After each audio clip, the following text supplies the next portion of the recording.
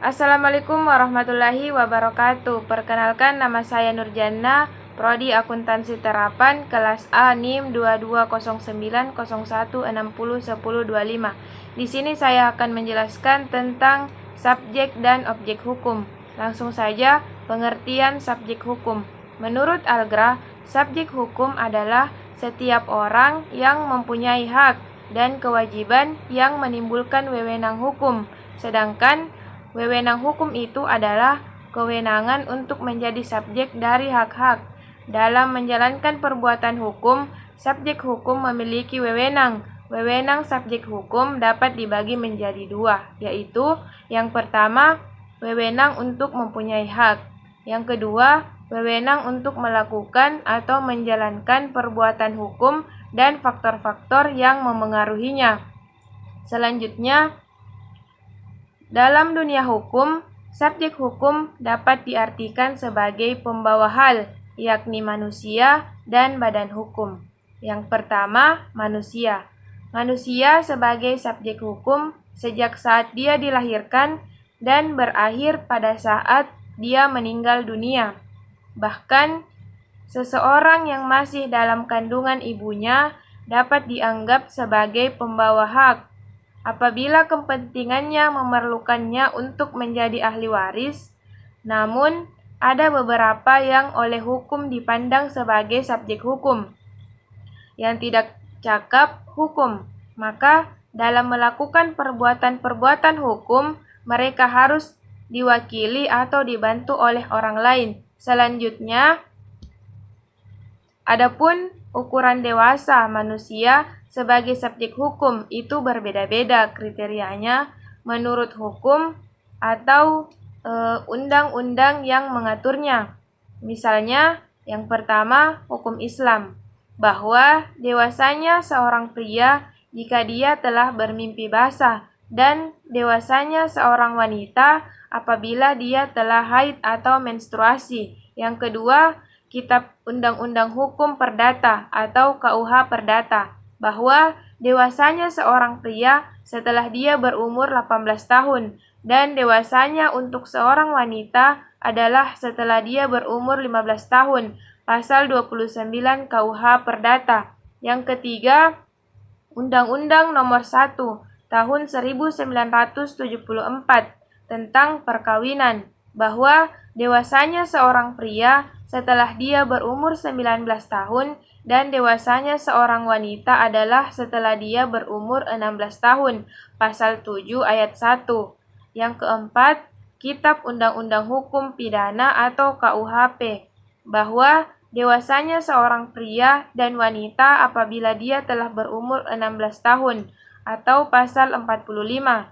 Yang kelima, Undang-Undang Nomor 12 Tahun 2003, sebagaimana telah direvisi dengan Undang-Undang Nomor 15 Tahun 2011 tentang penyelenggaraan pemilihan umum, bahwa dewasanya seorang pria dan wanita setelah dia berumur 17 tahun. Yang keenam, hukum adat, bahwa dewasanya seorang apabila dia telah mampu mencari nafkah sendiri. Yang ketujuh, Undang-Undang Nomor 62 Tahun 1958, sebagaimana telah direvisi dengan Undang-Undang Nomor 12 Tahun 2006 tentang Kewarganegaraan Republik Indonesia, dikatakan bahwa dewasanya seorang apabila dia telah berumur 21 tahun, pasal 5 ayat 2A. Selanjutnya, badan hukum.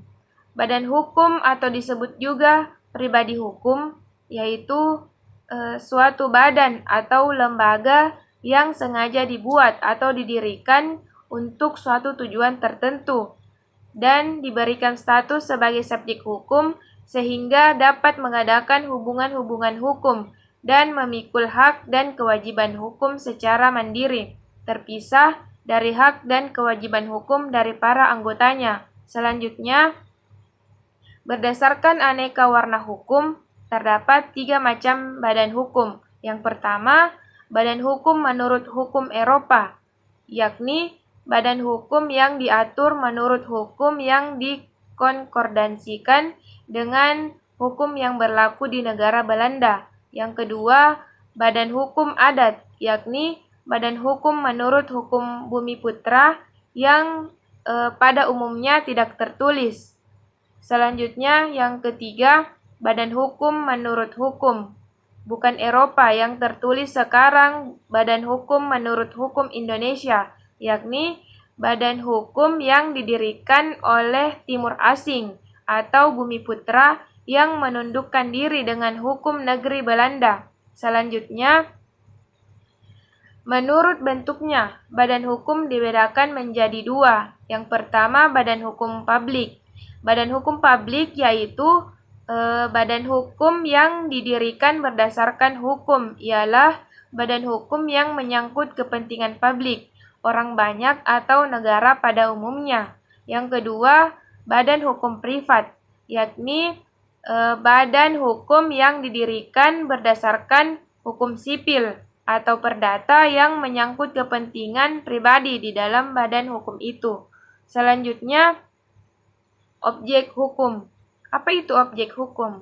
Objek hukum ialah segala sesuatu yang berguna bagi subjek hukum dan dapat menjadi pokok suatu hubungan hukum yang dilakukan oleh para subjek hukum.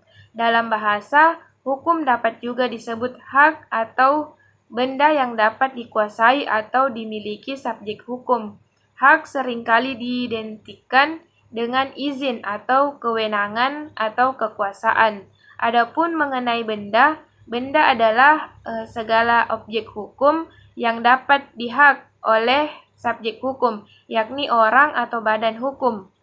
Selanjutnya, menurut Jaja S. Meliala, benda dapat dibedakan menjadi yang pertama, benda terwujud dan tidak terwujud, pasal 503 KUH Perdata. Yang kedua, benda bergerak dan tidak bergerak, pasal 504 KUH Perdata. Yang ketiga, benda dapat dipakai habis dan tidak dapat dipakai habis, pasal 505 KUH Perdata. Yang keempat, benda yang sudah ada dan benda yang akan ada, pasal 1334 KUH Perdata. Yang kelima, benda dalam perdagangan dan di luar perdagangan, pasal 573, pasal 1444 dan 1445 KUH Perdata. Yang keenam, benda yang dapat dibagi dan tidak dapat dibagi, pasal 1296 KUH Perdata. Yang ketujuh, benda terdaftar dan tidak terdaftar. Undang-undang hak tanggungan atas tanah dan benda-benda yang berkaitan dengan tanah atau undang-undang hak tanggungan dan jaminan fidusia. Yang kedelapan, benda atas nama dan tidak atas nama, pasal 613 KUH Perdata, JIS, Undang-Undang PA dan PP nomor 24 tahun 1997 tentang pendaftaran tanah. Itulah penjelasan dari saya, kurang dan lebihnya mohon dimaafkan. Wabillahi taufiq wal hidayah. Wassalamualaikum warahmatullahi wabarakatuh.